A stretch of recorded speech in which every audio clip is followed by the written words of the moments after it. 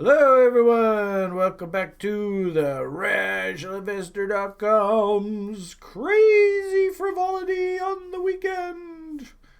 The Broiler Chicken Show. Dun dun dun. Hello, everyone. Welcome back to good to hear YouTube is kicking it.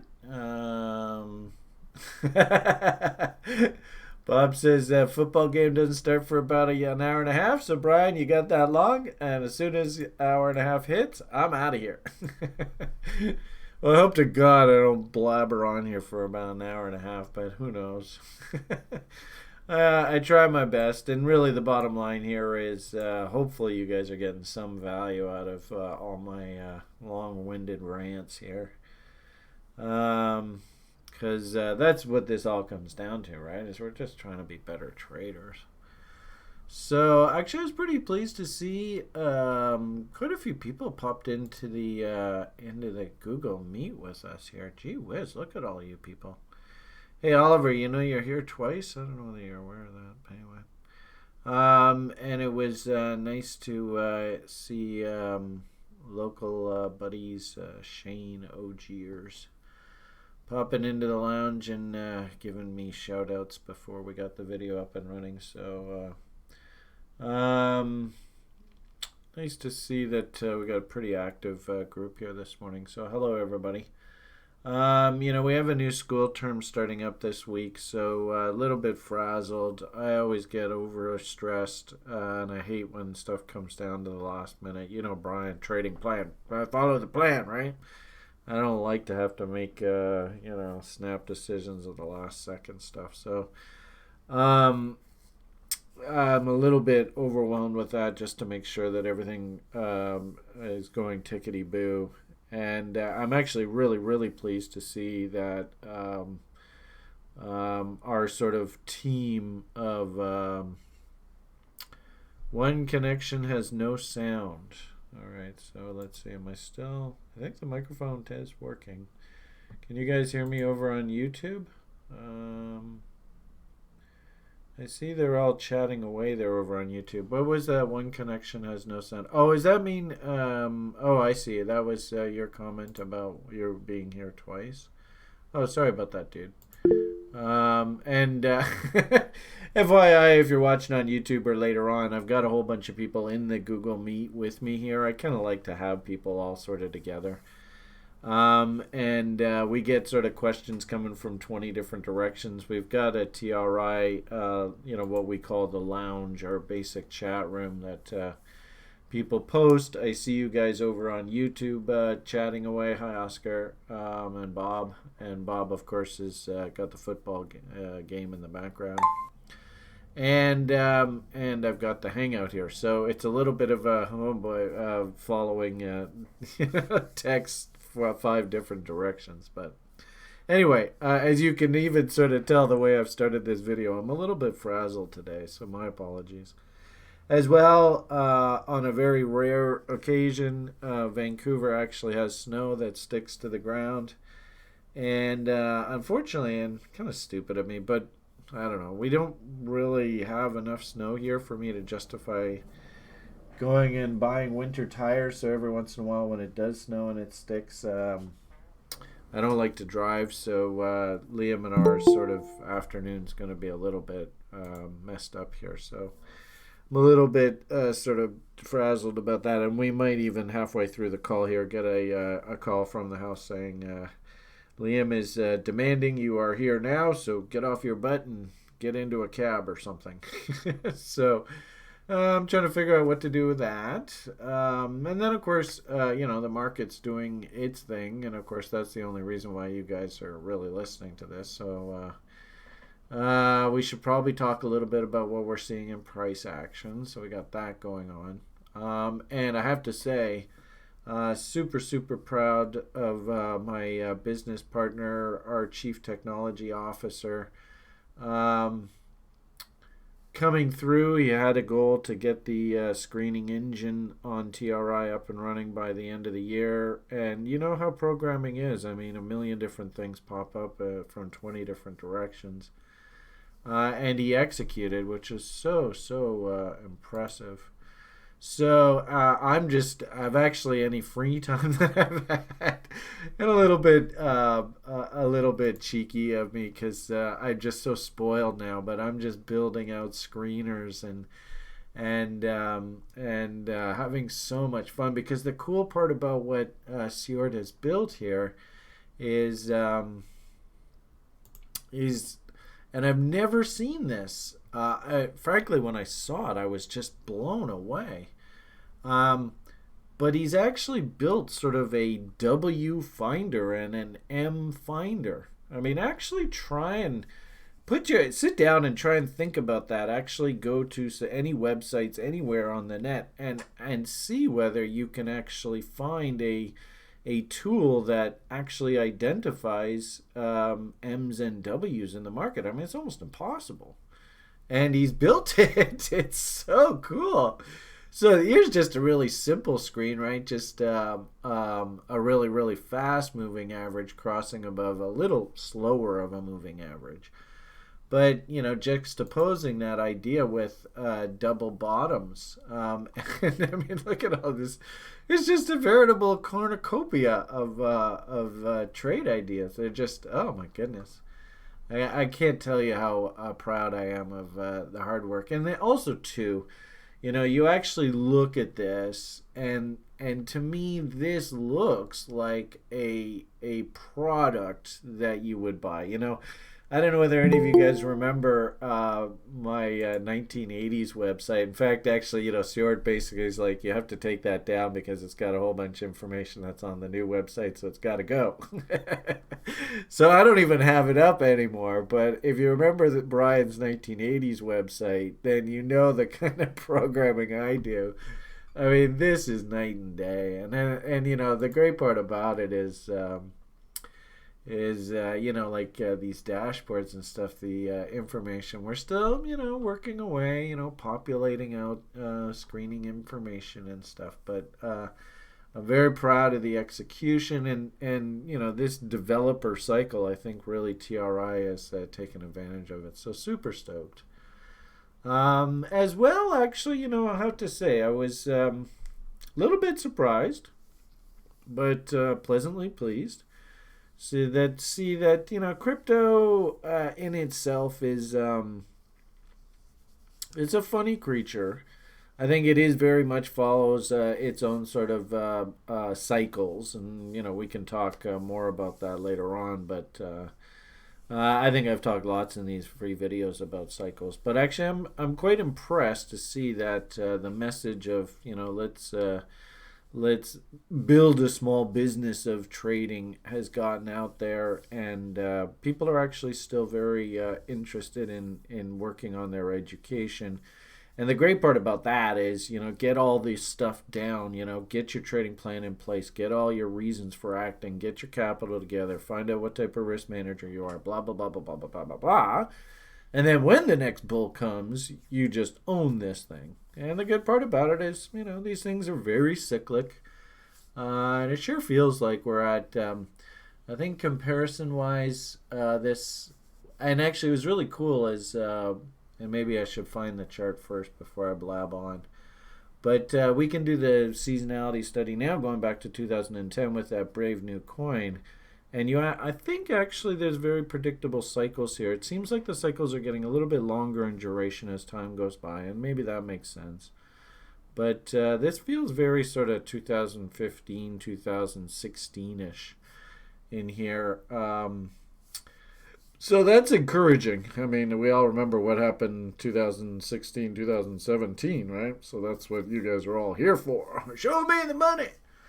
All that kind of talk. Maybe that's like, I'm hearing a lot of sort of rhetoric that 2021 is sort of the big year when this stuff starts rocking and rolling again. That would make sense. So, all right. So wanted to mention the school, and of course, for these free videos going forward, if you are in the level 1 program and you just joined, our number one goal is to absolutely overwhelm you with support. So, get yourself comfortable, and, this whole first week of the program is just an introductory week. We do that intentionally because you got to get all your Google documents together. Probably a good idea just to set up a dummy Gmail account, even if you don't use Gmail, just so you can put all the tools that we talk about in place. You may never use the tools after the program, but just do it. It makes it really easy for like people like Grim to review your work and stuff like that. Get spreadsheets, get whatever your personal journaling tools you want to use, get those going, and get ready to rock this thing. Where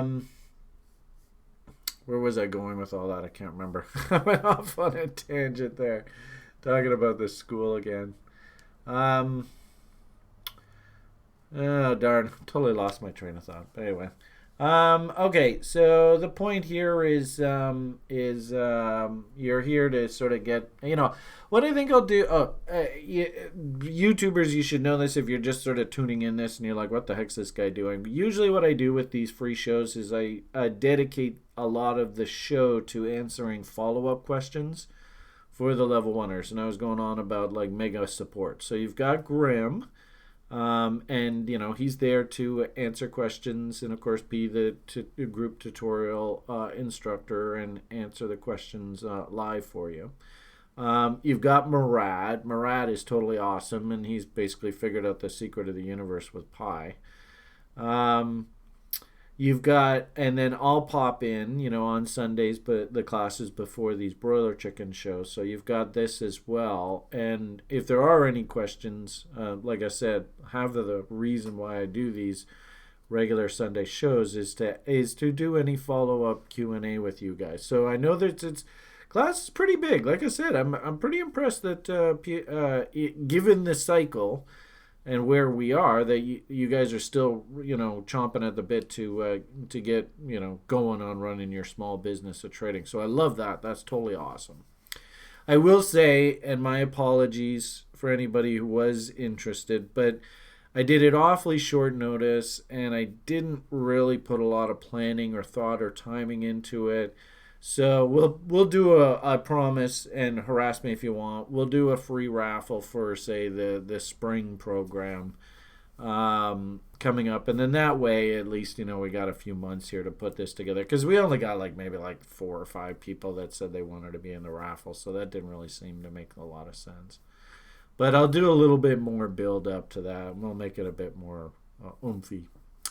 And then the second part of this free video is just to do nothing more than comment on any of the sort of public tweets and social media posts that I put out.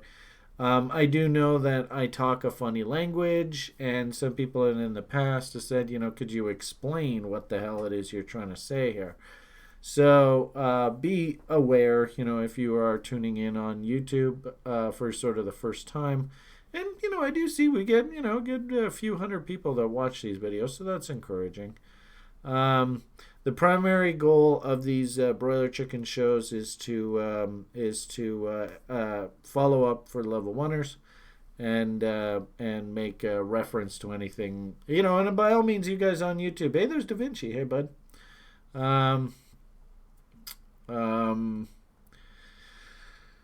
Oh, what was I going to say? I saw Da Vinci and the world stops. Ah! Yeah, and to comment on the Twitter stuff. Okay, so, like I said, I usually spend these weekend shows, and Bob, how much time do I have left? Probably a good idea, especially if you're watching on YouTube. I'm one of these type of people that you can still understand me at 1.5 speed or 2 times speed. Not a bad idea just to throw me on super speed up mode until I get to the part that you're actually interested in. So... Okay, I'm not going to talk too much about broader market. It's kind of funny. I said I referenced just a moment ago about the Twitter feed. Whoops, where are we here? One good thing about what we're doing here at TRI, and we have a fun club that meets every Tuesday, and we just review penny stock ideas and stuff. The dashboard right now And the screeners, Sjord's he's included so far the S&P 500 companies and the and Kraken crypto. And actually, it's really interesting to see some of the crypto ideas coming up. The system right now really loves this one coin, but it loves it versus like Ethereum or something like that. I can't remember. Anyway, it just keeps coming up on this thing, this XDG. I have no idea why. But I gotta say, it's not a bad looking chart. Look at that OBV div.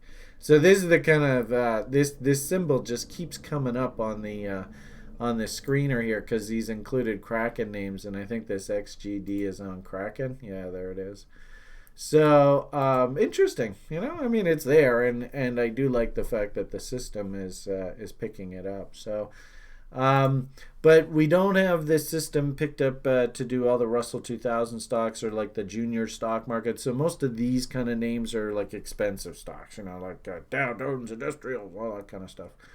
So we do have a Tuesday club meeting, our TRI SOF club, and our level 3 TA Zach, totally awesome dude, and he and I have a fun little side plan where we trade penny stock options, which is it's an adventure unto itself, trust me. But it sure is a lot of fun. We're sort of treading water on the account right now, not really moving a hell of a lot. But it's been a lot of fun to get it up and running, and we have tons of penny stock ideas constantly. So like one of the tweets that I put out, like this was my week. The show co-host, who's a part of the TRI SOF group, of course, Kevin, who helps me. He sort of directs and manages, produces the Monday to Friday show. This was one of his ideas, energy focus. Look at that goddamn bull market. Jesus H. Christ. It's ridiculous. And of course, he was in there, long from the 40s, and there at 90. Guess what Kevin was doing? Banging out doubles. So way to go, Kevin. Nice trade. And then I had a couple others, and hopefully you see all the W's. This is what I do a lot in the stock market right now. As soon as I start seeing this kind of price action and in crypto, I'll be more than happy to get back involved more on the buy side, but I'm not seeing that action just yet. We'll talk to it in a little bit. We are starting, and actually maybe no, I'll take that back. We are starting to see a bit of this type of action. So, but I didn't get in on any of these trades here this past week, so it was a bit of a frustrating week for me. And great, somebody's reply, because it's exactly what I would say to them. They go, Brian, there's only one thing you have to do: journal. Yeah. Okay, fine. Throw it back in my face. I think that's exactly what this reply was, which I thought was hilarious. So that's good. At least people are listening to me, right? You need to journal, which is perfect. That's actually exactly the right answer. Like I said, part of my sort of blurb here over the weekend when I do these free shows, just trying to explain what it is I was thinking when I sent stuff for this out. Thought this was an interesting sort of piece, and I've sort of talked to you guys on the free YouTube channel about this kind of thinking, and I don't know whether this actually is. And somebody said, well, Brian, isn't that a distribution type of Wyckoff move here? And it could be. I'm not totally pro on all the different types of Wyckoff moves, higher and lower. But just what jumped out at me, which I thought was, it's fairly telling, was, we did go through, what's that, a good month and a half consolidation. Well, I guess we'll call it a month or so. And a breakout, and I was actually quite surprised at the amount of I don't know, call it FOMO, if you will, to a certain degree up top here. But then on the other side, I was actually quite surprised that when we did come down and do nothing more than just check this breakout point, the sentiment in the space had actually changed quite dramatically. And yet, really, all I saw was just sort of, if this is a bull market and if it's a trend, this is actually what should happen.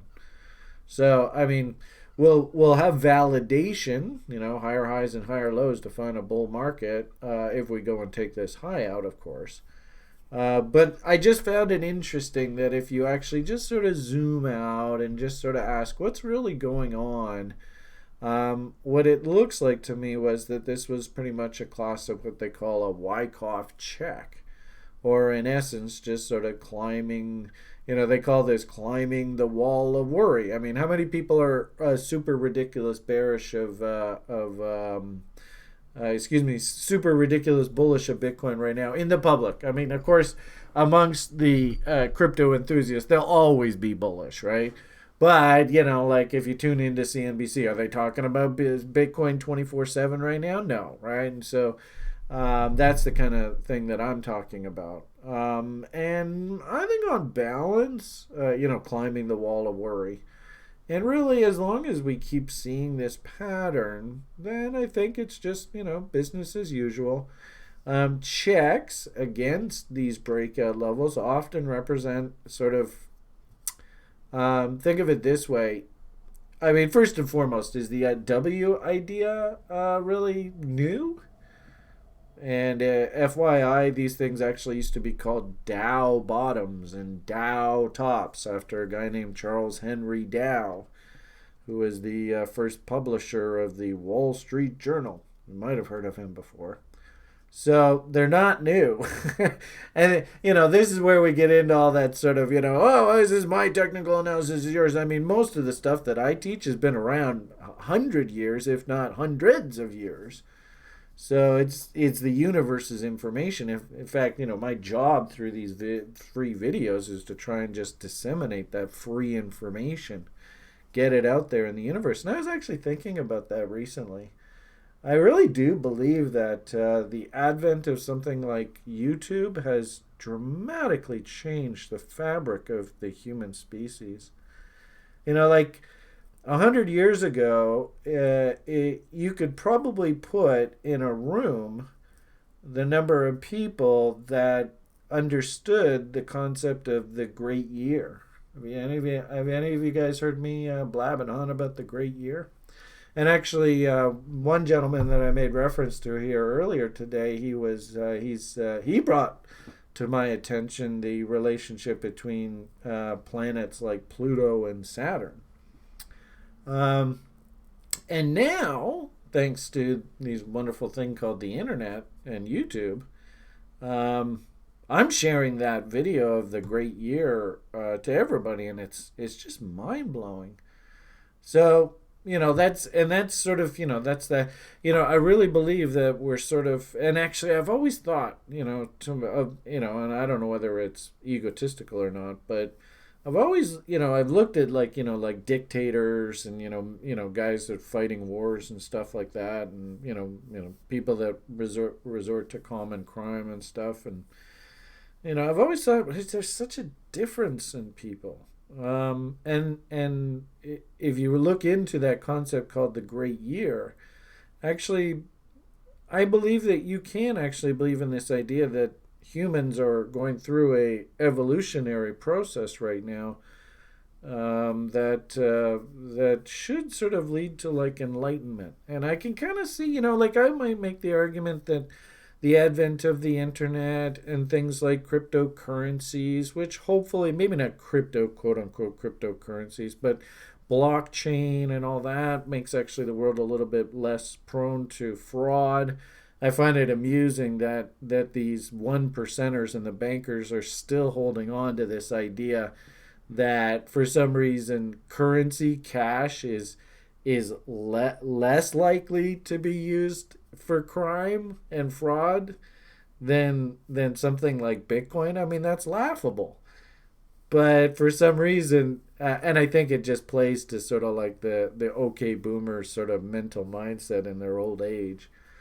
But I do believe, we are in a very interesting pivot here. And, a lot of my sort of talk about that recently is, I'm kind of obsessed right now because this happens to be a very, very important event here. But I'm actually pretty obsessed with Shane's introduction of this Saturn-Pluto concept to me. And then I've shown you, different sort of historical. What does the market do through these pivots? And of course, Brian, I've always been obsessed with this Jupiter Saturn relationship and sort of 17 and a half year demographic cycles. So we're at a really, really important window here. I thought it was interesting. Somebody, I know on the site, people are really jazzed about this. Hey, there's Shane. Thanks, Shane. Um, Olga. Olga's been doing some fun work. It's really fun watching her work. She's making reference to Saturn Pluto events. And I do see just so many similarities. Now, one person did point out a while ago that you can almost always find some sort of market pivot around these events. And so, is it a cause and effect, or is it unrelated? Is it just so happened to be coincidence? I don't know. I mean, I'll leave that open to you, but I'm leaning towards there is something fairly significant that's happening to our society over this sort of 10-15 year window. And frankly speaking, I don't think it's an accident that here we are all interested in crypto just at exactly this moment here in time. And what's also cool too, right, is that, they always say, especially if we use something like Bitcoin, they always say that it's almost like software. They always say in software, don't buy the version 1.0. Don't ever buy the version 1.0. Right? Wait for 2.0 kind of thing. So you wonder whether, this is the kind of thing. They run it up. Of course, they get the public all interested up here. Then they flip it over. And the irony of it all is that the flip over and the meltdown, they didn't even bring prices back down to here. We were basically, from this perspective, bottom somewhere in here. But people go, 20,000, 3,000. That's like 80% crash. But really, on balance, all this is, and we always say institutions can't buy up markets. They want to buy here. Of course, the public isn't net selling here. So how do we get the public to be heavy sellers in here? I know, let's ramp the price up to ridiculous levels and then work it down and have one of these events where the price falls like 50% in like 3 days. Bang, bang, bang. Right? And everyone's, gotta be out of here, sell. And they end up actually selling into the damn institutional people at the good old 78.6, a line in the sand kind of concept. It's capitalism 101. Please learn that, everybody. It's so cliche. I don't know whether they just did it again here. This has been sort of our debate on this site, I think, right now is, and this is what sort of leads me to believe that maybe there might be a little bit of a trap being laid here, is, I've been playing Bitcoin now for about 4 or 5 years, and I have to say, everybody, I've yet to see Bitcoin either finish an up move or a down move without some sort of horrendous orgy of activity. And just insane emotional responses and just incredibly high octane.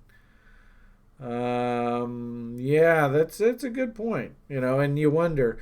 Somebody just made reference here in the lounge that we're just having another big liquidity provider coming online.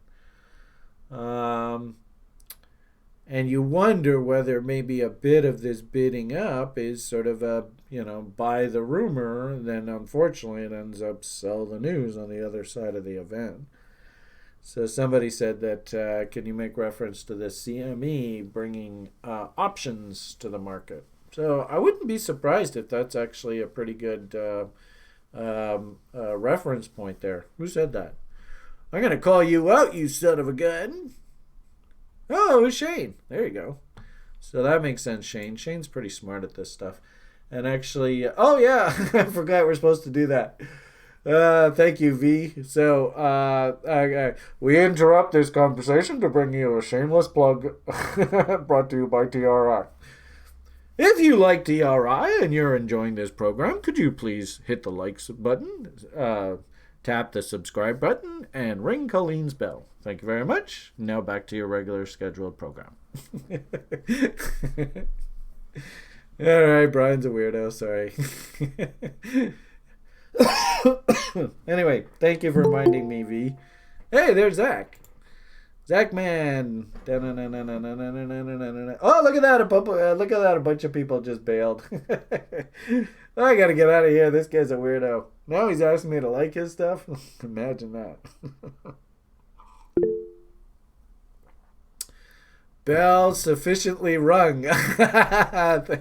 Thank you, Khalid. Oh, that's great. Still no answer. Is Brian's Da Vinci's mentor? I don't know. I mean, Da Vinci's a pretty smart guy. I mean, I couldn't hold a candle to Da Vinci on a lot of things. I mean, I happen to know a few things, but I don't know whether mentor. That's a pretty big word. I don't really like that because, I hate to say it, everybody, but, I'm a very, very imperfect human. So unfortunately, a few people have sort of looked at me like a mentor, and then they meet me in person and they're like, oh my God, this guy's a train wreck. So, yeah, well, and that's a sad thing. That's half the problem with doing these meetups is some people meet me in person and they go, wow, this is the guy that I was following. Lies, lies, they're all lies. Oh, well. It is what it is. Anyway, so good point, Shane. I actually like that thinking, and that's all along that cool Kelly crap, eh? What's her name? That Crypto Chico guy. He's always talking about cool Kelly Loeffler or whatever, and the backed and the ice, and so now CME's launching an options contract. So it wouldn't surprise me. I mean, think about this. This is marketing 101. Remember, guys?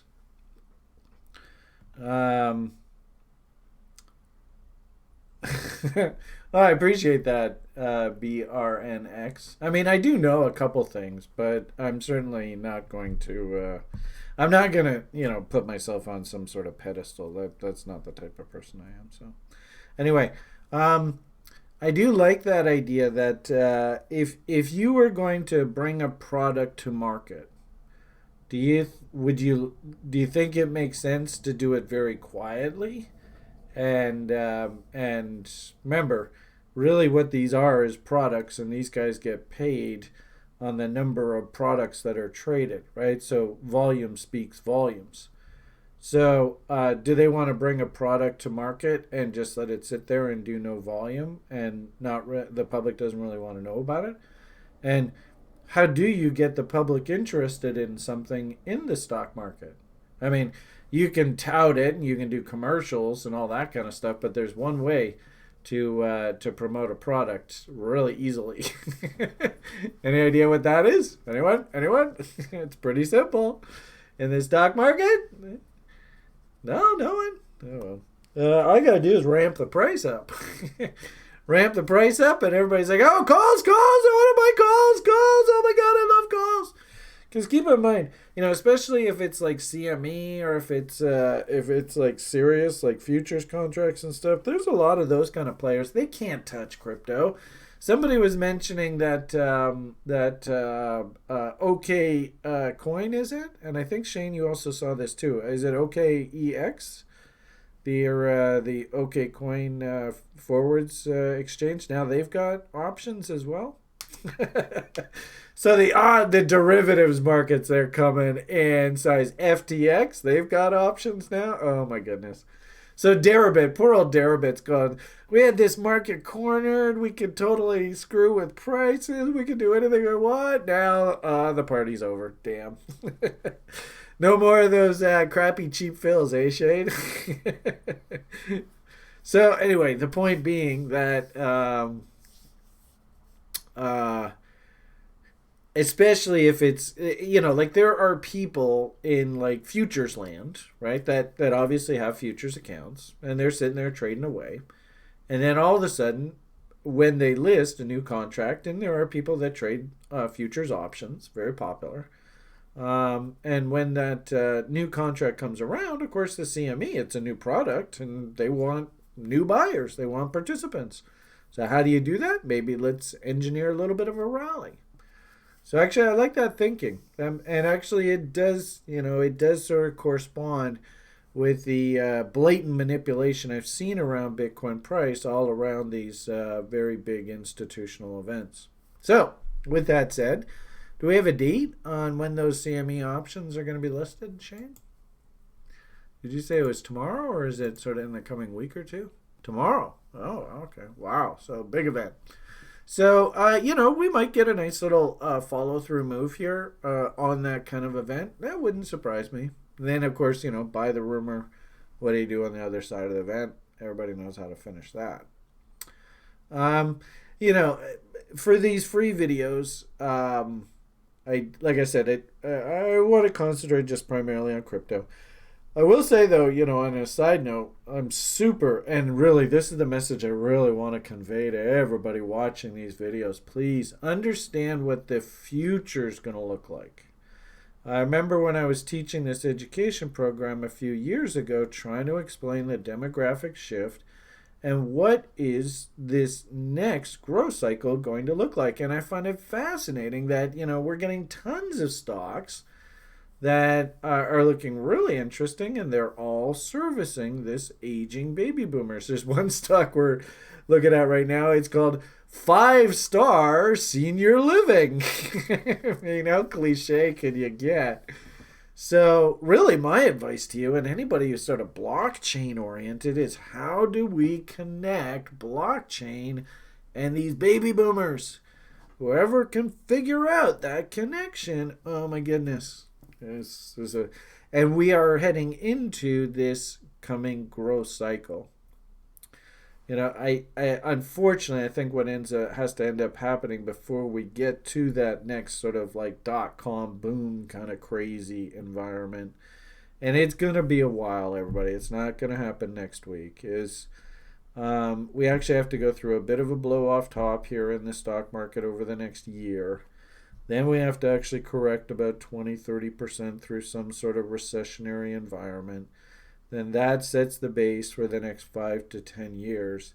And I think through that window, and of course that would perfectly coincide with all of this sort of bottoming thesis in the crypto space. There's one gentleman that I continually make reference to. I think his name's Benjamin. Can't remember his last name. So one of you guys probably know it. And he according to his sort of logarithmic growth kind of forecast and stuff, he's all like 2021's the year, not 2020. So that kind of thinking would align with that. I'm a little bit worried too that and what's really freaky about this is I put this harmonic pattern on the chart like literally a year or two ago. I'm a little worried that Bitcoin actually is going to work its way all the way up to about $15,000, $16,000, $17,000. People are going to be lulled into the idea that this is the new bull market, and then unfortunately we have to do a bit of correcting. So, be forewarned of that. I suppose the symmetry of this harmonic will align with whatever this ultimate bottom is. And I guess in a weird sort of way, I do like the idea that there was a trade that developed through here, especially off of lower time frames. Especially like day traders and stuff like that running algos there. It's kind of fun to watch them just sort of just following models. They don't really have a choice. They just have to take trades as the models come in. But I do, I don't mind the idea of people taking this W here. The only problem that I have is that, whatever this sort of counter trend rally is, be careful being too married to this position. Because first and foremost, I'm a little concerned that the sort of the slope of this trend line, that's probably not sustainable over the long term. Usually long term bottoms have to look very WE, and that is a bit steeper than I'd like.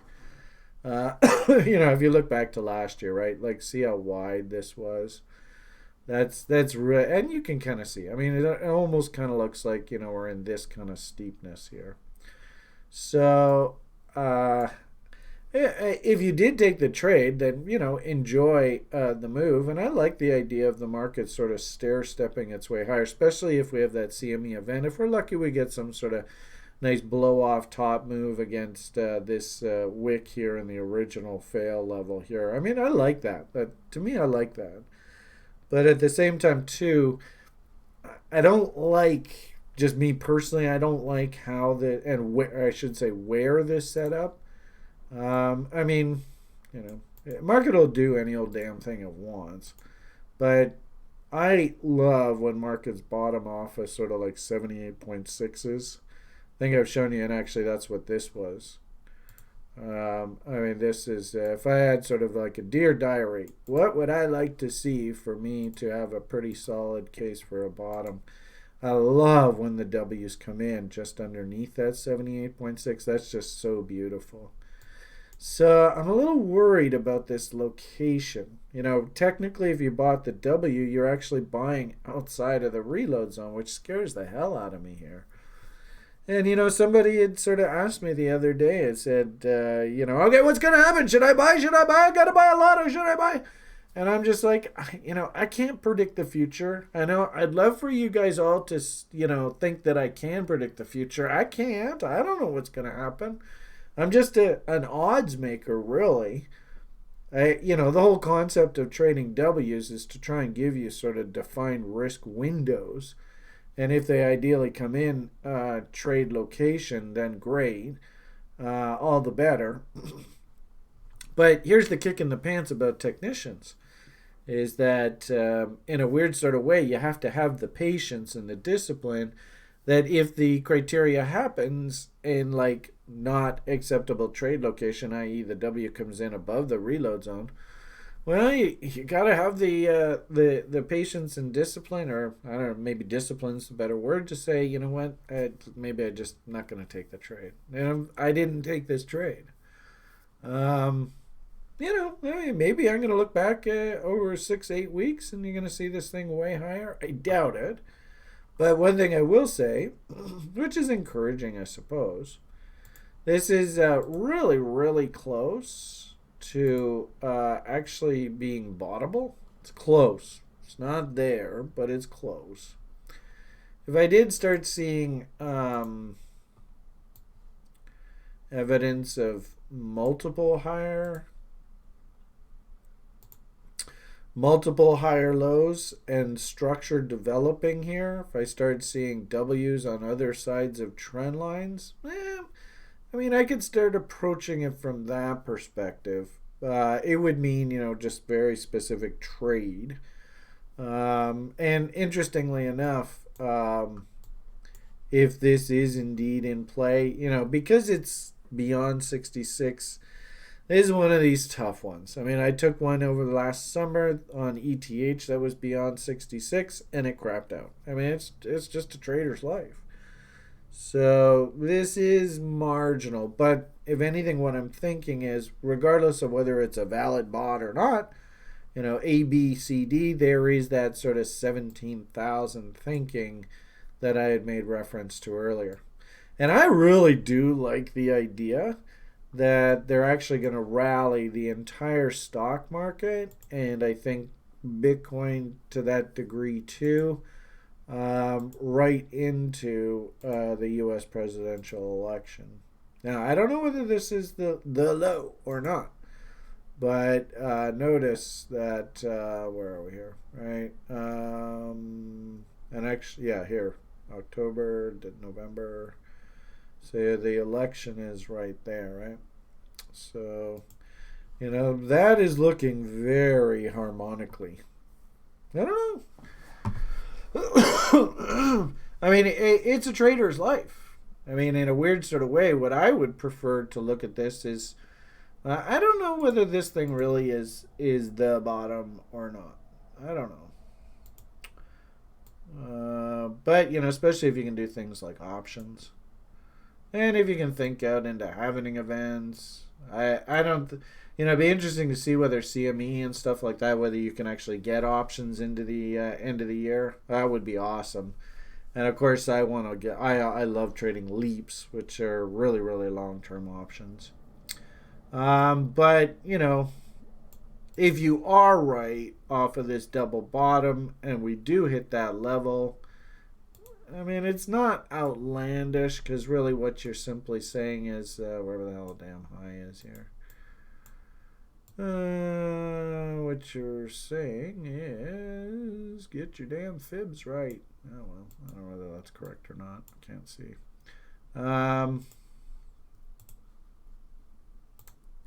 What you are saying here on something like this isn't actually, that would be 88.6, wouldn't it? Where's Raph?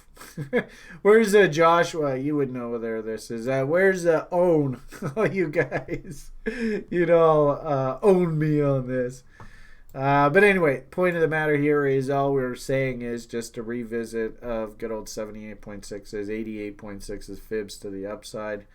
And I do like the idea that this coming U.S. presidential election, oh my God, this is going to be chaos. It's just going to be the good part about it is I'm sitting just outside the country. I sure hope this doesn't break into civil war, but this is going to be incredibly high octane stuff. And of course, gee whiz, Jupiter Saturn cross right on like October 28th, like literally a week before the election. You can't write better fiction than reality. So, is this the play into that move? It could be. I mean, yeah, we did reload zone. I think we even had momentum divergences come in here. If you did take this setup, I mean, I don't know whether how you shooting for 100% profit at that level is wise. I mean, maybe think about something like, first and foremost, if you're in the trade and that was your trading plan, well, congratulations. If you said, look, I'm going to buy a W. We did the reload zone. We got the divergence. I'm just going to live with the trade. Well, rock on. Live with that damn trade, right? I do like the idea of taking a bit of profits at things like maybe you don't go 50% level. Maybe you say, well, look, you know what? I'm going to try and shoot for, say, 61 Mountain Man level, which gives me at least a 2-to-1. So I get paid. Because you're like, oh man, I'm taking this risk. I don't know what's going to happen. So make damn sure to get paid for your efforts. On something like this, I also think too, it's not a bad idea if you're in a winning trade. Don't let it turn into a losing trade. So, if we do like maybe 50% of this anticipated move, maybe move your stop to scratch at that point and then just give it some room to breathe. I do like the idea of paying yourself something up here, right? And then again, like I said, move your stop to scratch on whatever's remaining. Don't let this winning trade, if you took this, don't let it turn into a losing trade if it actually does start to perform for you. And then, if you can get that fill, maybe it's like 3/4 of your position or something like that, stop to scratch on remaining and then shoot for this big ass honking target way up top here to get a bit more filled. And that's not what I want to move this one. That's not a bad idea. It's conservative. Play from a position of strength. Maybe you let 90% of it go here. You still got 10% of it left on the books. And that's for the Lambo people and Moon and all that kind of stuff. So that's sort of how I would approach it. But what this simply implies here is if we do break these lows, then you got to basically say, look, I was wrong on this W. I got to hop off and just cool my jets. And me personally, I do think that there is a potential of that floating out there, especially with people talking about, all these derivatives products are all coming onto market. So maybe prices being bid up as a sort of marketing campaign to get people interested on the buy side for these products. Also, too, if somebody did want to be short, original market structure levels, then and they wanted to buy put options, are they going to buy this new product's put options with price down here? No.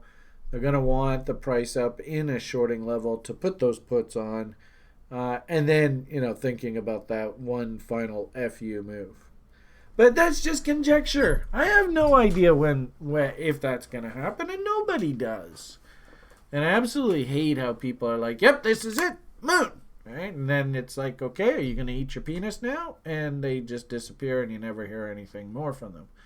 And that's the one thing I absolutely do not want anybody on the internet or anything to say of Brian. Right? I'll say, I don't know what the fuck's going to happen, but at least I'm giving you the straight goods. Right? So, anyway, that is sort of how I interpret sort of Bitcoin action right now. And I think that's kind of cool. That was kind of a fun exercise for you guys. I suppose you could argue that once we get down into reload zone, especially with this idea of the halvening event, somebody over there on YouTube's like, what the fuck is a reload zone? This video is not made for children, so my apologies. Anybody who has small people in the room, please cover their ears. Brian's an old gnarly trader. And actually, as of May, I'm actually officially able to call myself old. So I got a bit of a potty mouth, sorry. But I define the reload zone, and of course, it's a key component of our education program. It is I like to have 3 unrelated reasons to consider taking a trade.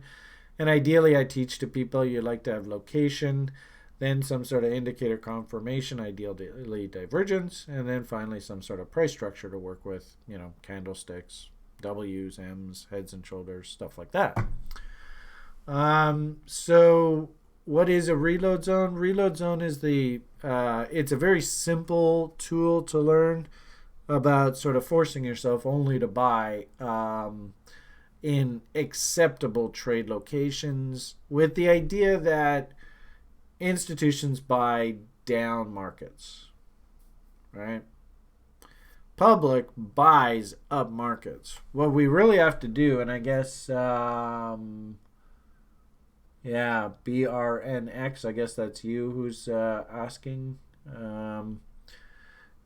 What we really have to do, the number one job we have to do, is try and prevent ourselves from buying through this. You have to prevent yourself from doing that, or you just get destroyed. Right? It's just that simple. So, even last spring, you got to prevent yourself from buying that. You just can't do it.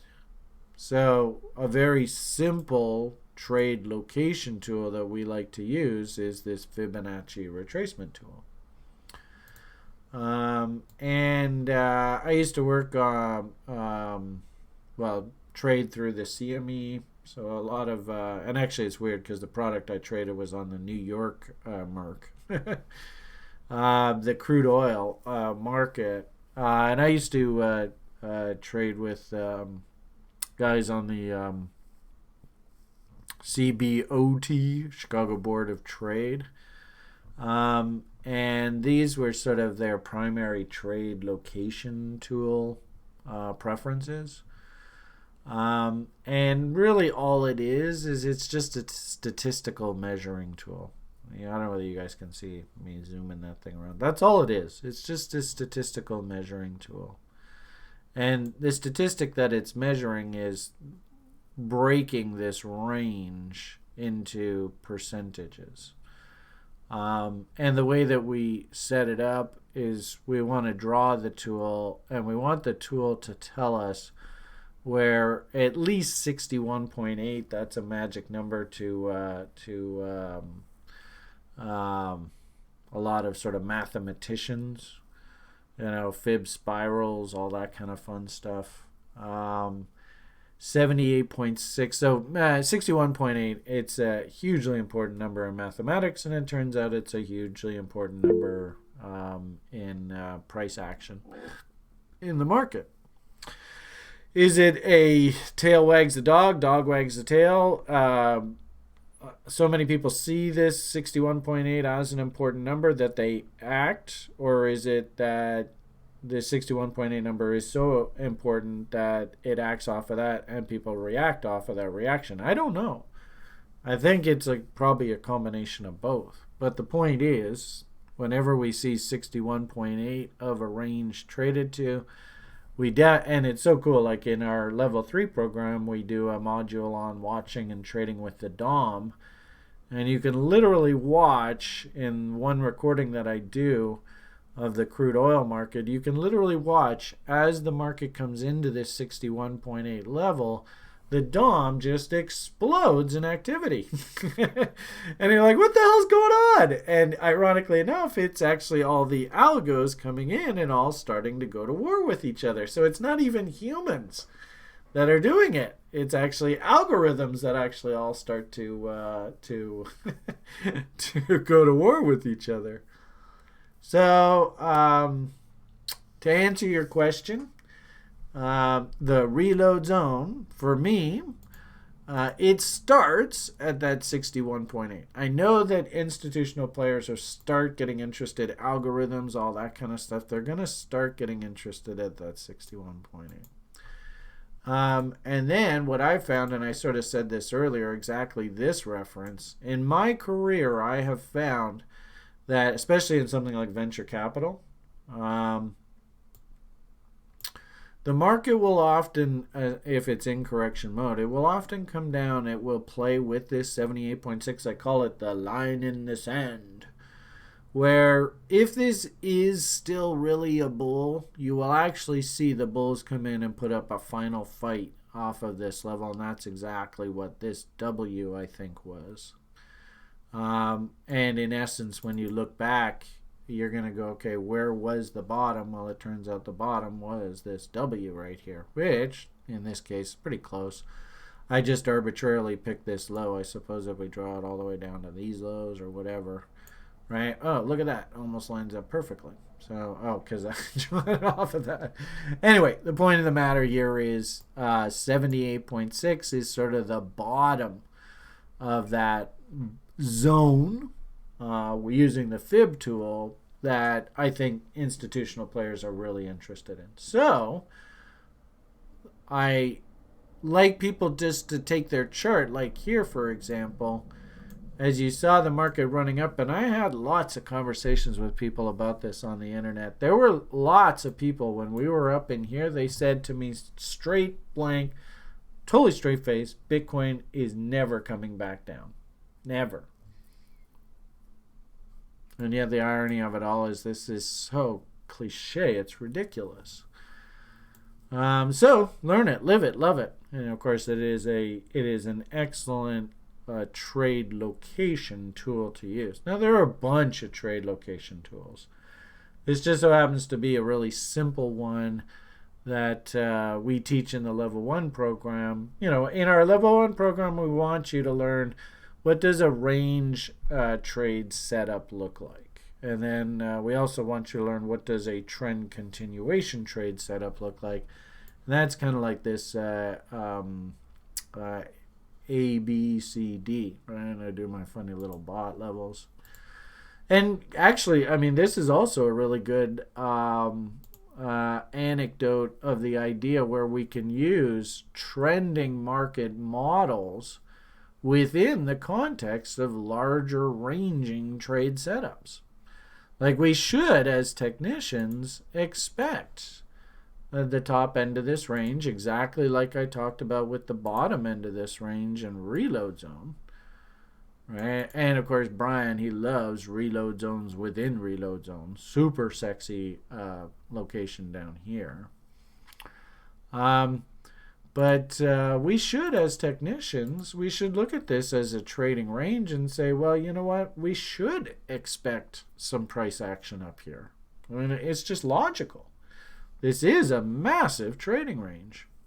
So, anyway, that's kind of interesting. Didn't expect to do that. Gave everybody a nice little tutorial on what the hell a fib reload zone is. So, can you see how, in essence, BRM I think it's BRNX, right? In essence, this is a perfect analogy, right? Market goes up. Who's buying up here? Is it the institutions? Probably not. It's probably the public. So if the public is buying here, who's selling? Somebody's got to be filling all those buy orders. Who's selling? Probably institutions. So if institutions were long down here and they sold to the public up here, do they want to still be long? Probably, if they believe in this story. So where are they going to go and try and buy those positions back? They're most likely to buy those positions back in what I like to call the reload zone. So does it make sense why I like to call this the reload zone there, BRNX? BMX? Is that what that says? I'm such an idiot. Remember, I'm an old man, right? Half the time I can't even read what's on the screen. What does that number say?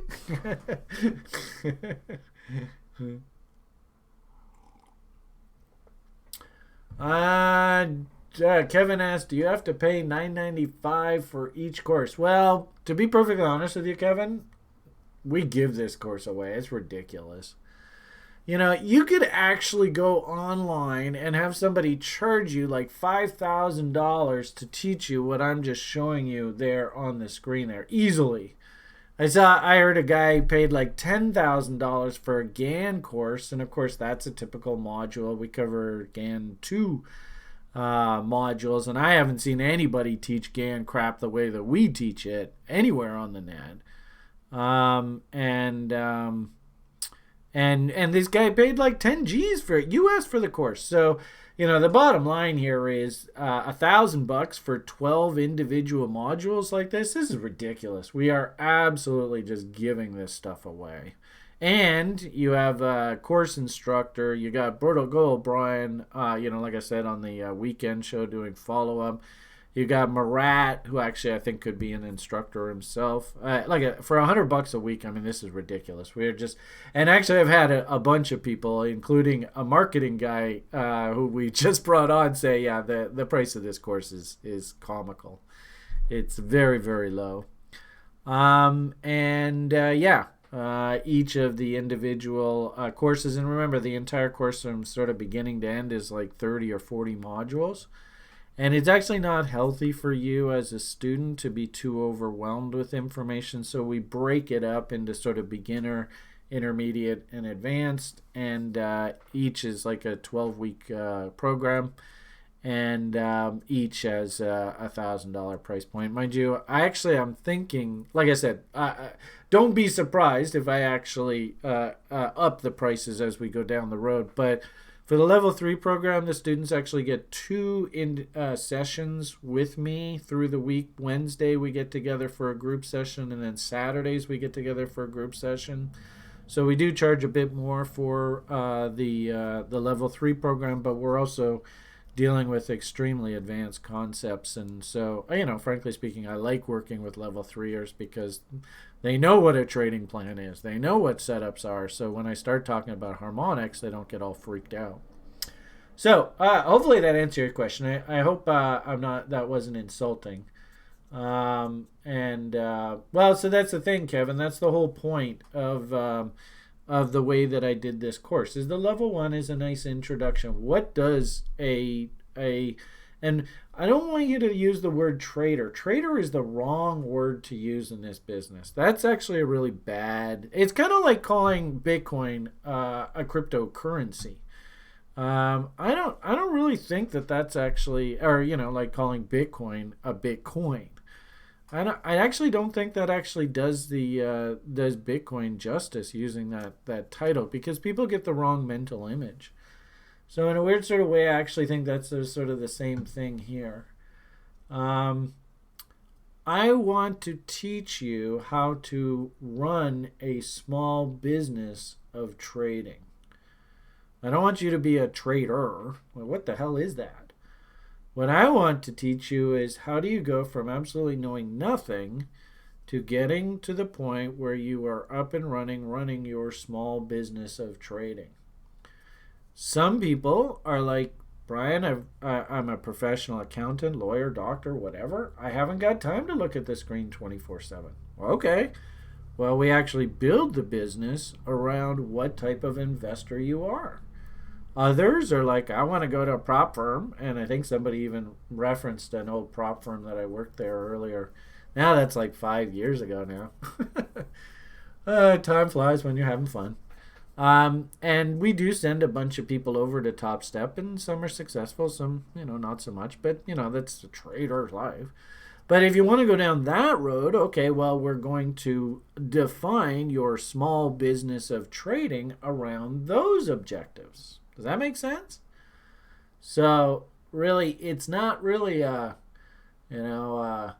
well, if you take the course, well, it only speaks to people that are trading Bitcoin off a 10-minute chart. That's not really how we do this. What we do is we actually start at you first. And we say, okay, who are you? Where do you want to go in your life? What do you want to get out of this? Why are you even doing this? All right? What type of investor you are? What type of risk taker are you? Do you even understand the context of all the universe of the different types of assets? Like I said, right now I'm super jazzed about investing in cryptocurrency related companies, public companies. I got a huge shopping list. Whether it be like Sjord, I see is in the lounge there. Hi, Sjord. Somebody type hi to Sjord. he said hi there in the lounge, and he's all alone. I'll just do it. I'll do it now. Oh, bud. And I don't know whether you saw earlier, Sjord, but man, I could. Oh, there you are. You're over on YouTube now. Oh, Sjord, this is so beautiful. Oh goodness, it's actually I could have heard Julian in me when I said that. Oh goodness, I'm having so much fun with this screener. I was walking through some results here earlier with people. Oh, it's just a work of art, Sjord. Absolute work of art.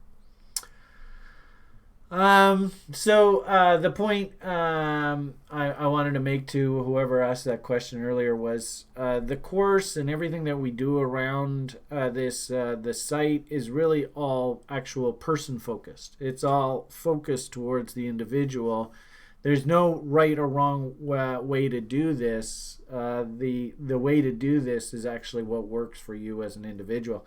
And actually, one of the things that I need to get my butt off, get going is incorporating the personality tests and what kind of trading plans actually appeal best to different types of personalities into the course program. That's it. So for whatever it's worth, I think I'm an ENFJ. I think that's what it is. Can't remember. I used to have that up all the time on the site.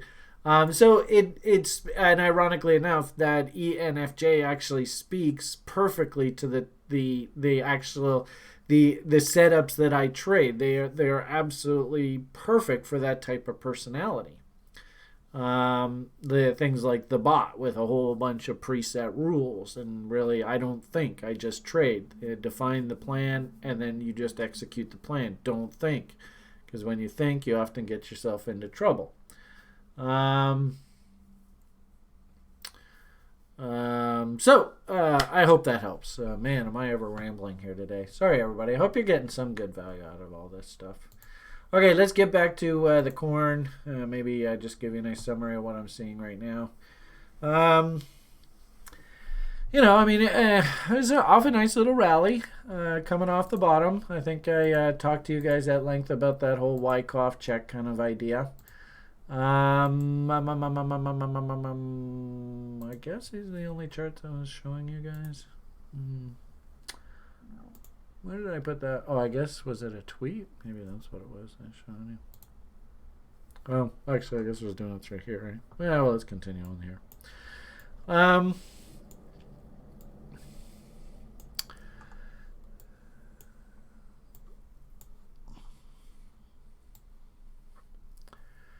So let's keep an eye out for some sort of blow off top here through that CME listing event. If anybody wants to share that link, that's probably good information to share. Thank you, Shane, for bringing that to our attention. And like I said, while I didn't take this particular trade, I did suggest, and somebody was sort of asking me, if I was interested in getting in on a long position here, how might I approach that? And I think I even did up this this chart for you guys a while ago. Like, I still think that, things like 30 SMA to the upside on the weekly charts against the original top, and I seem to remember saying this to you guys, that it wouldn't shock me to see price up here maybe $9,000. That wouldn't surprise me one bit. Right now we're having a battle whether we can accept above 13 EMA. Quite often that 13 EMA acts as a nice check, lose it, check to the other side, dump, check. So we're going through the check right now. And it is interesting how 200 SMA actually lines up with this 30 SMA if we go down to the dailies. Keep in mind, weekly charts, we're still in a bear trend. And actually, I even posted that in the room yesterday. I didn't want anybody getting too overly excited. Just, if we look at the overall market, what color do you see here? So I like the idea of taking your long shots against the bottom ends of ranges. And, full disclosure, FYI, Shane and Andrew, another TRI OGer, and I put together a little plan to do the options on Deribit, and this actually jumps out. I mean, this is probably a little unrealistic, but even 50% rules of most recent ranges actually set up some pretty compelling option opportunities. Whoops, that's not what I want to do. I want to do that, and then to there we go. Oh, I did it again, son of a gun. Alright, you are not going to cooperate. So we'll go here and up to here. So, this is a weekly chart. I suppose I can go back to daily here just to show you. But, here, for example, just a nice little dead cat bounce back 50% level. Not looking for new highs here. And just simply sneaking in off of the W here on Ethereum. And you can see I haven't even really crisply drawn this, very loosely. There is a lot of room for something like Ethereum to run up here. So I do like the idea. And actually, it's interesting how Dav was on the call there earlier. I remember this time last year, we had both said that, gee whiz, Ethereum sure has underperformed. Well, I'm telling you, one of these days, this son of a gun's going to wake up and you're going to see some sort of violent pop here. I don't know if this is the time or whether all of the ICO token insanity has played out or not yet. I don't know. But I do like the idea of coming in and taking a shot here. But that's what it is. Right, and I suppose if you came in off of these lows and you took your shot and it failed, you got to just simply say, look at, I was wrong, got to get out. The good part about the trade that we're doing here is we're doing this through the options market, and I love the fact about options is that the maximum risk for if you buy a call option looking for the market to go up into these levels, the maximum risk is the purchase price of the call. So it makes defining risk incredibly easy. With these crazy liquidation events. I mean, have any of you guys had a shitty liquidation event in cryptocurrency? Maybe I should rephrase that. Has anybody not had a shitty experience with liquidations and cryptocurrencies? So this is one reason why I absolutely love options as you go. And, it's the same. You could take this trade and say, look, and I'm going to buy this level and I'm going to risk to here and hope, and calculate that risk window. It's $532. All right. Hope to have your level respected, and you get liquidated on the fail and you lose $532 plus commission. A lot of sites can do that, but there's no guarantees in this stupid space. Or, no, I shouldn't say that. That's bad. There's no guarantees in this space, and remember, it's unregulated. They don't call it the casino for nothing. So you liquidate me, I liquidate myself. If you know that reference, then I know you've been around crypto a while. So the one good thing about going and buying an option is you can say, look, I'll go and buy this option for $532.67. And that is the absolute maximum risk on the trade. I love that about options. That's one reason why I trade a lot of options. And, of course, that's one reason why I was an options broker. All right. Anyway, lots of fun. So, caveat emptor and full disclosure, I am long some Ethereum call options. I like the idea. I like the trade. No guarantees from management. And the good part about it, like maybe we get an FU move against these lows and then the market comes screaming back. That's the great part about options is, there was no liquidation event. So consider that. Good old Justin Sun. I think that's his name, right? Justin Sun. And Tron. Coming up against a really interesting level here. It's still trending down. Let's not sugarcoat this, but geez, if you're going to take a risk in the market, that isn't a bad place to be taking some risk. Some of these names that have lost the lows, and especially things like, I don't know about Dash. I think you got to wait for a new W to come in here with this breakdown. I've had a couple names that I picked up some cheap coin that I thought was cheap, broken to new lows. And so I'm just sitting there going, oh, Jesus, now what do I do?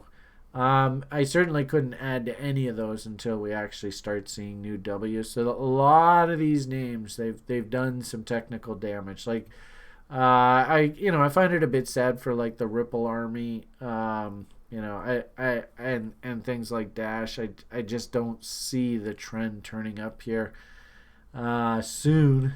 What I do like about things like EOS and Tron and Bitcoin and Litecoin and Ethereum is at least they're holding their lows. So that's encouraging. I gotta tell you, man, that Tron, Shane, can we buy calls on this Tron?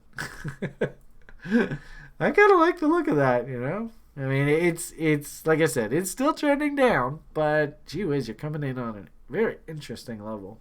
We'll see how it goes. If anything in this space, I think you really want to keep an eye on this guy. Interesting how we do have W's. Interesting also too, again, that sort of Wyckoff check kind of thinking came right back down against the original breakout level it held. And this guy actually did break the highs there from the other day. Now, also too, we should probably also keep an eye on this tether as well. I was watching it here, and we're starting to M out again. Now, is this a function that everybody who owns Tether is piling into Bitcoin, FOMO buying, and that's why the price is heading down? You can see the spread charts are all pointing up, still looking pretty happy.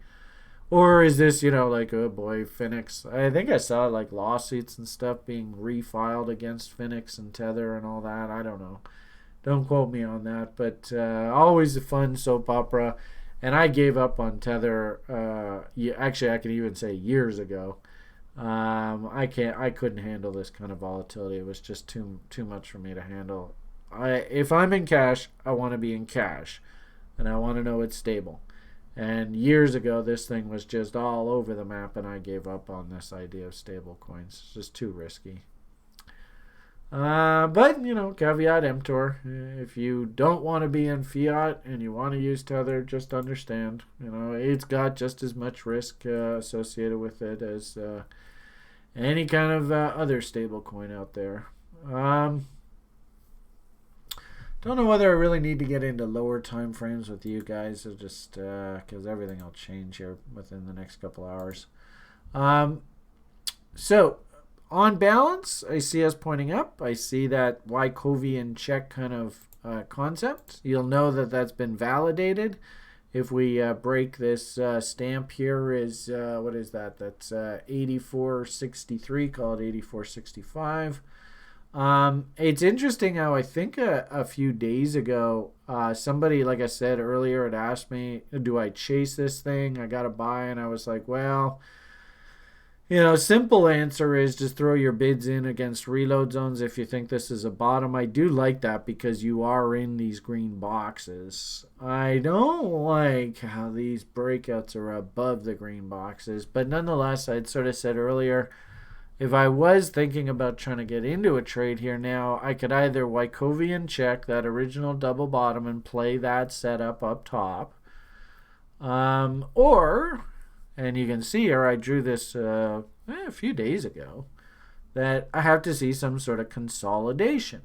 And hopefully I want to see 3 higher lows, and that'll set up my good old bot setup. So how does that setup look so far? You can see squiggly line theory is a lot of fun to do. So I always like when the bot has a W working to sort of set the base of the formation.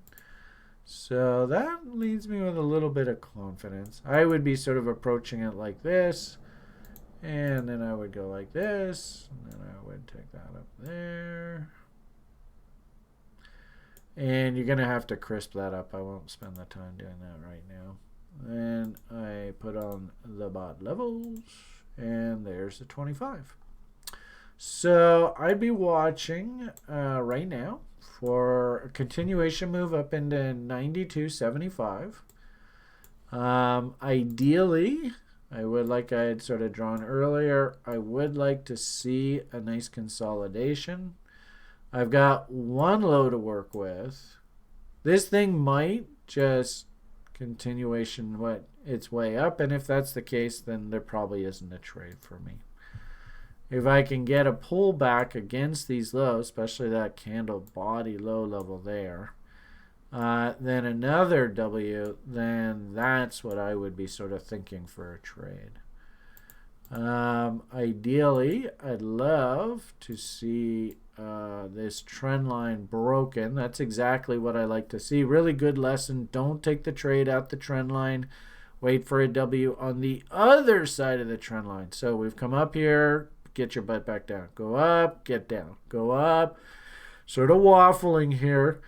As I said, I mean, you might get a little W here and it takes off. It's totally possible. Ideally, what I'd like to see, and actually we saw this on was it Bitcoin? I can't remember. It was some asset where it rode down the other side of the trend line and then took off. It was such a cool trade. I think it was a stock I was trading. I can't remember. Anyway, ideally, what I'd love to see here is we just work our way back along this trend line and do something like that. That would just be awesome. So if I had a wish list, that would be sort of what I would like to see. Something along those lines, right?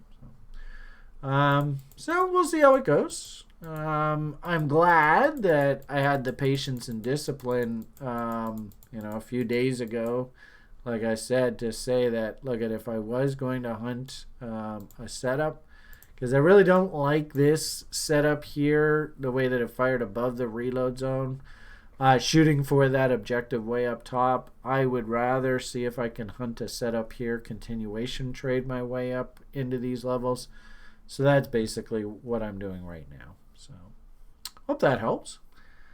All right. Also, too, I think I said just a moment ago, right? You can see a 30 SMA sitting at 9100-ish, right? So that takes us up into that bot level. And then, if I'm not mistaken, I think off the daily. Yeah, 200 period on the daily. is sitting right there at 91.68. So we got the 30s on the weekly, and that should kind of correspond with the 200 period on the daily. They're roughly the same amount of days. That also lines up with CME, options listing. If institutions wanted to buy puts on Bitcoin and hedge, where would they want to do it? In reload zones, right? That gentleman who was just asking about reload zones earlier. Here is another perfect example of a reload zone. This happens to be a reload short zone, right? We sell against up markets. And of course, on this pop into 9,000 and the market's going crazy, what do you think the public's doing? If you can make that connection in this game, then I've done my job. Remember, institutions buy down markets. Public buys up markets. Now, I gotta say, the one market... Oh, thank you, Colleen. Good. The one market that has really pleasantly surprised me through all of this has been Litecoin. Litecoin's such an interesting creature, because it doesn't get the fanfare of Bitcoin. It's not like the headliner. It just quietly goes about doing its thing, and I wonder if that's exactly what Charlie's intention is here. I don't know whether has he publicly said he's actually come back in and bought this. I don't know. Cute little W's, and interestingly, like we were talking about Wycovian checks there earlier, Litecoin, I think, actually acted the best through this Wycovian check. We never even came down to this original W breakout level there. Held the fast moving average turn up here really nicely. 50% level of this previous range was just tagged. Now the interesting thing is that Bitcoin's high from this respective high was actually lower. So I think you can actually make the argument Bitcoin's outperforming. So I know this is really difficult to see here. Sorry, but Litecoin's rally that I'm measuring, this 50% level, is that right there from November 11th, right? So that's all this peak up in here in Bitcoin. Oh, maybe actually, no. Okay, I've got that wrong. I'm sorry. Disregard what I just said there. Okay, so 50% level of this range, Litecoin, I think you can understand why that actually stopped there. Perfectly normal. Also, too, you can see we have a cute little channel. That trend line drawn off of this peak, that sort of paints this channel. And I do believe that the midpoint of the channel is a huge pivot here. So I actually could see, kind of thinking that, Wycovian checks are done. We're going to work our way higher. Somebody had made reference, really good example of dojis. Dojis can act as, you can find dojis at the tops of moves or at the bottoms of moves. Here's an example of one at the bottom of a move. Here's an example, one right up at the top end of the range, bottom end of the range. Or you can sometimes get dojis sort of right in the middle of the range that sort of mark like a midpoint pivot. So I kind of look at this candle as almost like a midpoint pivot where the market went zooming up.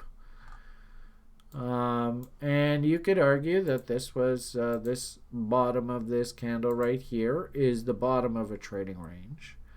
When zooming up, pulled back, right, there's the top end of the trading range. And a trade one tick higher than this high here basically is telling you that that's a midpoint consolidation, and it probably wants to get up into here, right? Just measure that move, there to there, there to there.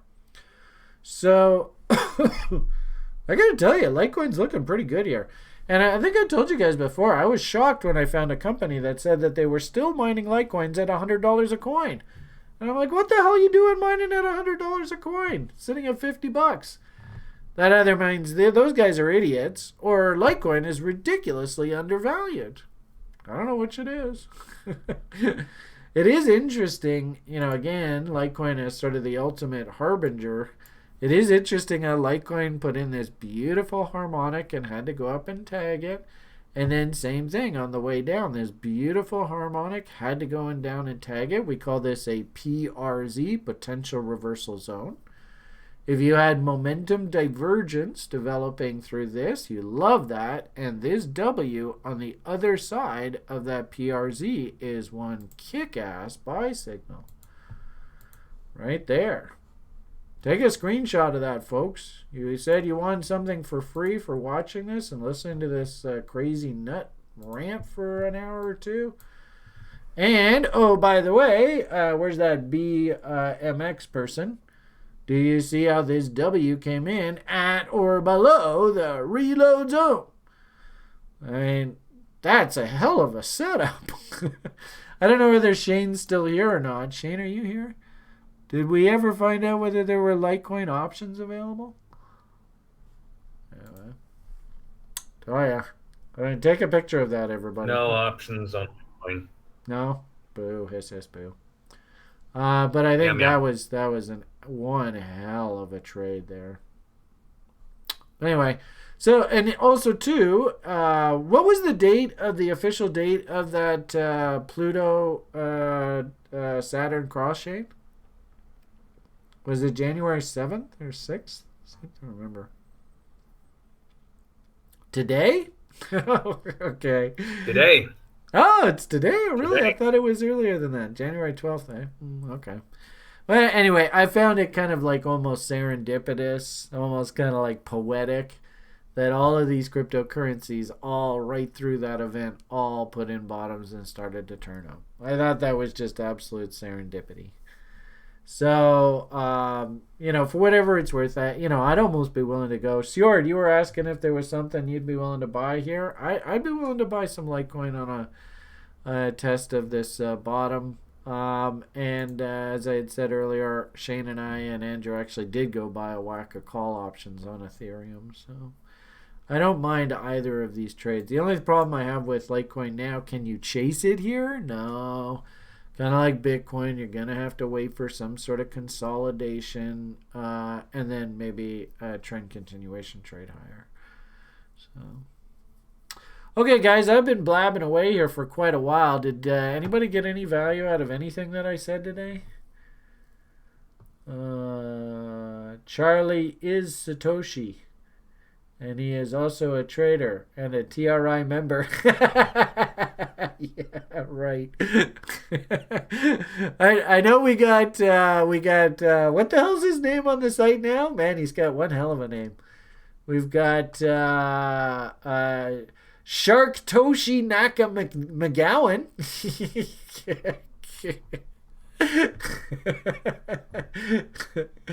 Anyway. All right, so I think we'll leave it at that. You guys have yourselves a great rest of your day. I hope you enjoyed the offering. I'm not going to really give a big shill or plug for the school program because it's basically started. CGC, is that a stock or is it a cryptocurrency? I got to tell you, I don't know what the hell this damn thing is, but Sjord, are you here? Sjord. The system absolutely loves this thing. Every screener that I do, it keeps saying, buy this damn thing. Buy it, buy it, buy it. And I have no idea what the hell it is. CGC. It's a pot stock. Actually, I did buy some pot stocks recently. So FYI. Oh, Canopy Growth. Yeah, okay. Oh, it's messy. Problem is, like, there's gaps here. That's not... I mean, it doesn't fill you with a lot of confidence. Having said that, can you see the seasonal rally window here? You can easily see that basically they've got a trading range. They might try and screw weak hand retail investors down here below value.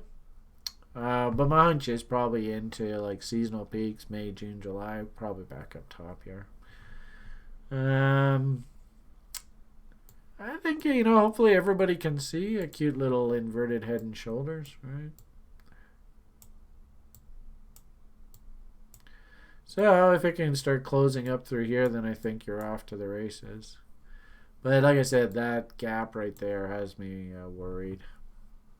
Probably not the best sort of risk reward I mean, if you did want to play this in the short term, it's probably just this pattern right here. So buy on a stop through there, risk to there, and 2 to 1 is probably up into that 200 SMA. I like CTST. This one put in a pretty tight little bottom here. So I don't mind this one. I took a shot off of this one with those calls. Same sort of idea. I bought like springtime calls up into here.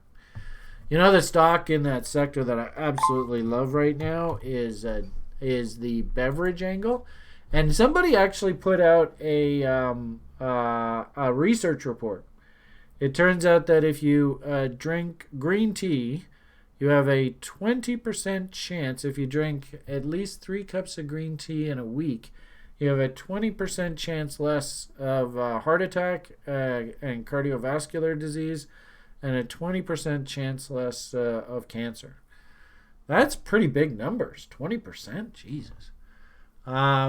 So that study was just recently produced, which I think is music to our ears. But I like this guy because it's a play on well, I like that idea of the beverages, that beverage sector, but they're in, of course, CBDs, and Canada just legalized CBD. So not only are you playing sort of and if you go to their stores, they're very chic and posh and all that kind of crap, right? So you're playing sort of the luxury tea angle, but you also get a pot play in this stock as well. And also, too, I bought another beverage company, same thing, Java. And you can see both of these guys have pulled back, right? And I love both of these as sort of my pot plays in the beverage sector. And it's not like you're just going out and buying just a big bag of weed, right? So I think that part of the market is pretty saturated, but this is an interesting angle that I like in playing the pot market. We'll see how it goes. I mean, you can see clearly she's in correction mode here. Coffee prices just went absolutely bananas. So we're probably going to have to wait for new earnings reports out of something like this. But like I said, you can see that similar pattern out of David's Tea. Also, 2 people in Canada, Second Cup. It's another coffee play. Like, I really like the coffee angle, but you can sort of see. So same sort of thing. I think these guys were going to do this sort of CBD, all that kind of stuff. So they all got bid up, but gee whiz, look at the size of that gap, right? So I can't chase this up here. If anything, I want this thing to come back down to earth. So specifically with regard to the pot stocks, the big sort of pure pot plays, they're very dangerous, filled with lots of gaps. In fact, all of them here. But, like buy when it snows, sell when it goes. If you can sort of think that kind of thinking, I could see all of these names. They got lots and lots of room to room to run to the upside into the very normal sell when it goes, April, May, June seasonal peak.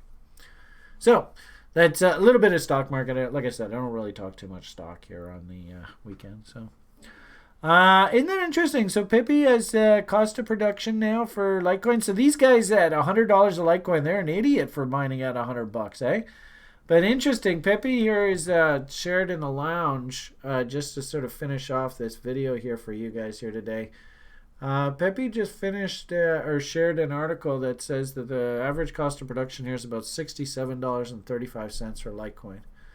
So here's an example where you can actually buy the asset at or below the cost of production. So it's just really a question of, do you actually believe that Litecoin is a justifiable cryptocurrency? If you do, and it's trading at below cost of production, well, And what a coincidence. There's 78.6. So, Mr. BMX, I sure hope you see how they are trying to recapture 78.6 here. Okay, why don't we leave it at that? Have yourselves a great day. If there was a question that you had, can you just post it in the comments and I'll try and answer any specific questions that you might have. I see Matt's in there trying to help answer questions. Thank you, Matt. I don't know if there were any. Charlie is Satoshi. Yeah. So if there was a question you were like, Brian, can you please answer that question? It's been bugging me. Can you just post it in the comments and I'll review after this afternoon. Okay, have yourselves a great day, everybody. Sure hope you enjoyed this, got some sort of value out of it. Don't beat me up too much if you didn't. I already see somebody downvoted this. I don't know why. I mean, I don't insult anybody here, but nonetheless, it is what it is. Have yourselves a great day. Like and subscribe and hit Colleen's bell and all that kind of stuff. All the best. And the only thing left for Brian to say at this point is bye for now.